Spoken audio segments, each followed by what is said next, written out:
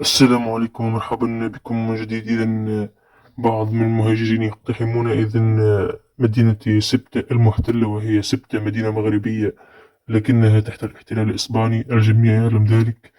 اليوم نتحدث على مشكلة كبيرة جدا، وهي مشكلة الهجرة الغير الشرعية في المغرب. الهجرة الغير الشرعية في المغرب اليوم أصبحت شيء مؤسف. رأينا بعض الصور مؤسفة للغاية، صور فيها لمهاجرين عراة، ومهاجرين آه، يتم النكل بهم، ويتم ال تحت التعذيب، ممكن القول.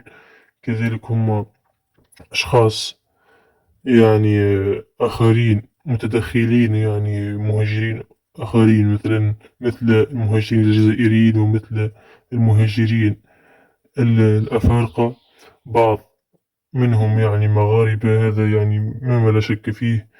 موجودة عديد من الجنسيات وعديد من الأشخاص، جزائريين، مغاربة، أفارقة، اختلاط غريب جدا. الحكومة المغربية اليوم في موقف صعب، وحكومة أخنوش، وهي الحكومة المسؤولة على كل ما يحصل في المغرب، حبة من حب وكره من كره.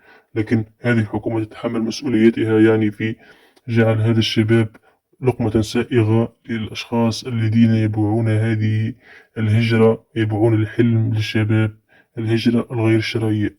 بعض من الأشخاص، وبعض من المتدخلين في شأن العام المغربي، مثل الملك محمد السادس، يقوم بكل مجهوداته لجعل المغرب أفضل بلد في أفريقيا، وأفضل بلد في العالم، بفضل الاستثمارات التي تستقطبها المغرب، وفضل ال- السياحة وخدمات السياحة، وكذلك الفوسفات وصناعة السيارات،